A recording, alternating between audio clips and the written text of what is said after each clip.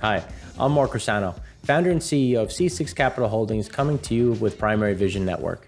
Today we're going to talk about two key aspects, because we talk a lot about OPEC, we talk all about what's happening in the world, but let's really focus on demand.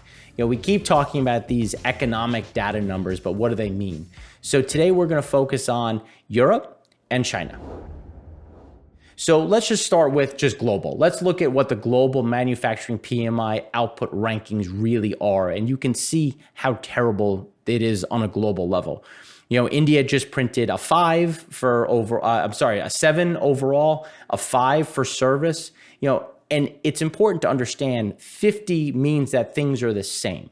Anything below 50, you're moving into a contractionary period. Anything above 50 is deemed an expansionary period.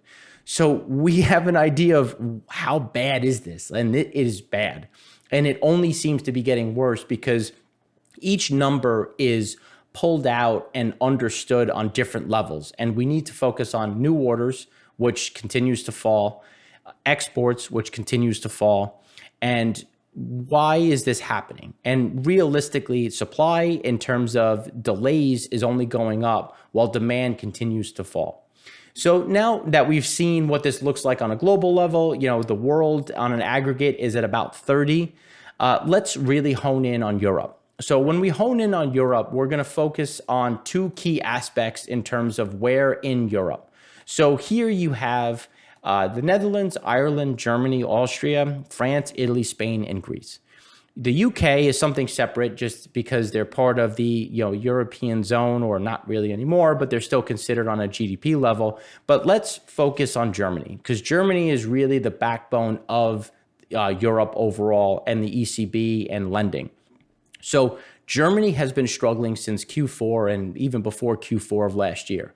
So they're putting in something closer to a 133-month low, with exports just crashing through the floor just because there's no demand for the exports in the international market. So the overall economic strength and growth is going to be hindered.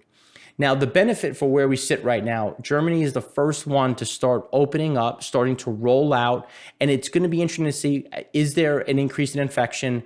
Are things maintained? And how much normalcy can we get?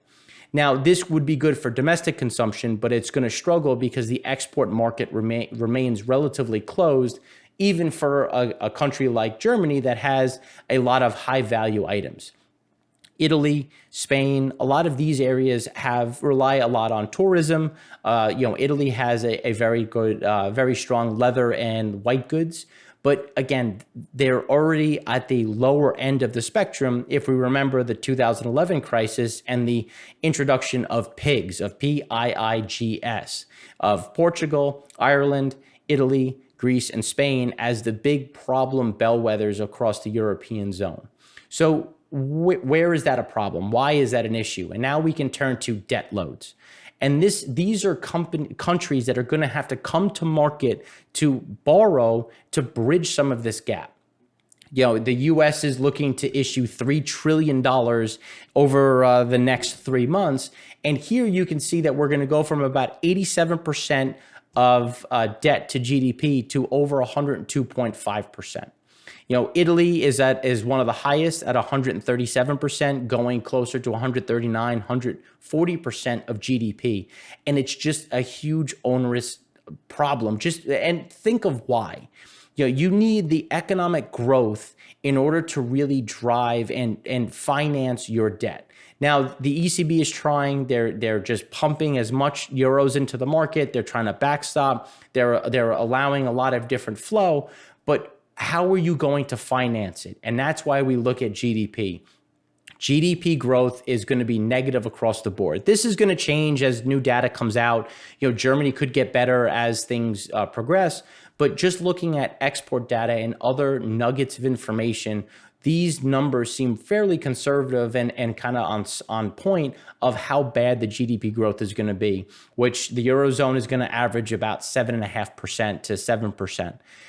These are issues that are going to come down to, well, who's going to want to lend to me if I can't finance myself? And what's the likelihood I get paid? Right now, it's relatively high because Germany is trying, everything is trying to move in. ECB is going to backstop. But that can only go so far as we face a prolonged recession, as we face more demand issues. And this is, in the next segment, we're going to really touch on how does this impact oil, and then where does China fit in the overall mix. After looking at all of these European countries and the problems that they're facing, they also export a significant amount of product into the world, specifically Africa and some of these non-OECD countries or emerging markets. So we need to look at and understand, okay, well, what does their demand look like? What does the competition look like? And we have a huge glut that's been forming in Africa, specifically in Nigeria, with close to now 18 vessels sitting there with refined product. Specifically, I think right now it's gasoline and jet fuel, jet fuel can move into the distillate cut, but it really comes back to the refiners are going to struggle. And a lot of these countries are beholden to China in different ways. So China has created two policies to try to increase their abilities in the open market. And it's Made in China 2025 and the Belt and Road Initiative. Made in China 2025 was focused on building a huge amount of complex applications from petchem, refining, very aggressive, technological innovation, which in 2025 is just when it gets kicked because every 5 years they look at it and create a new direction, terminating in 2045. The Belt and Road Initiative is getting components in, vertically integrating, so get raw materials to those facilities and then get those final products into the market. So if you look at this Belt and Road, you can see where the loans are. You can see what the exposure is. Russia, obviously, Putin will probably not care if he doesn't pay them. But some of these guys like Nigeria owe a significant amount to China. The IMF just gave a new $3.4 billion loan, which essentially we're just going to push directly into China's lap. So the focus is how do we look at these countries? What does this look like from a Chinese perspective? And China has essentially rolled out an all stop across all Belt and Road building. And the reason why that's a problem is because even when you get the loan, it's issued in yuan, and then the country has to purchase all equipment from China. It has to hire Chinese labor, and they then come in and take control. So even though they're giving a loan, it's all getting cycled back. And just like normal predatory lending, they give you a nice little teaser rate, and then by the time the last tranche is issued, it's a huge problem in terms of the actual interest expense. And then the revenues never really come out to what you think it's going to be. And they've done this across about 90 nations now with about 13 projects that have already gotten canceled. So what does this mean? And African nations, this next chart shows what the debt service is versus healthcare. Why does it matter? Well, it matters because we're fighting a COVID situation. So you can see the interest expense is so large. And one of the main reasons why Nigeria, which is hitting a huge problem with just the price of oil, is going to be struggling to not only pay themselves, but also focus in on China and paying them back. Now, when we look at what is happening in emerging markets, you see $127 billion was pulled out of their markets. When that happens, you sell the local currency and you buy out your currency, which is, say, someone in the US bought into China or bought into Nigeria. We're then going to sell the local currency and demand our dollars, which means the central bank on the other side will have to do the opposite, which is why China is struggling with a shortage of dollars. You have countries that are struggling with the shortage of the currencies they need in terms of foreign reserves, and they're trying to buy back a lot of their debt and a lot of their currency to try to balance things out. Now, when we go a bit further, you can see why it's so difficult, because the emerging market, PMIs, industry production levels continues to falter. And it's because exports are down. As exports fall, there's going to be more and more turning to how do I get money? And China is hopefully, in their eyes, trying to be there to kind of bridge that gap. And by bridging that gap, how are they going to bridge it? They're going to issue more loans. They're going to issue more debt. And they're going to struggle to do it because the monetary policy is really impossible. As if they started issuing just yuan or renminbi in different capacity, they would just create inflation.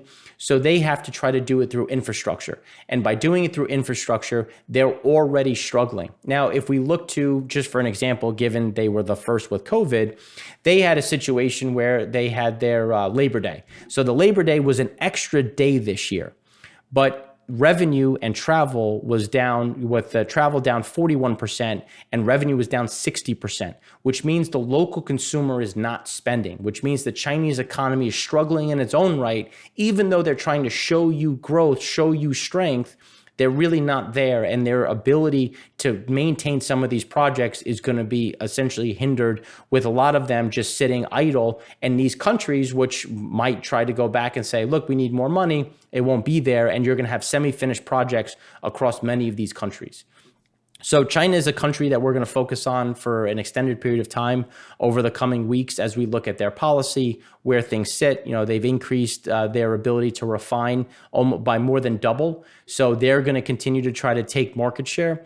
And obviously, they're a huge component of the oil demand story. So if their consumer is hurting, if their local economy is hurting, their exports are hurting, and now we have their investments that are just essentially going belly up with $8 trillion in the Belt and Road Initiative, we're going to continue to struggle.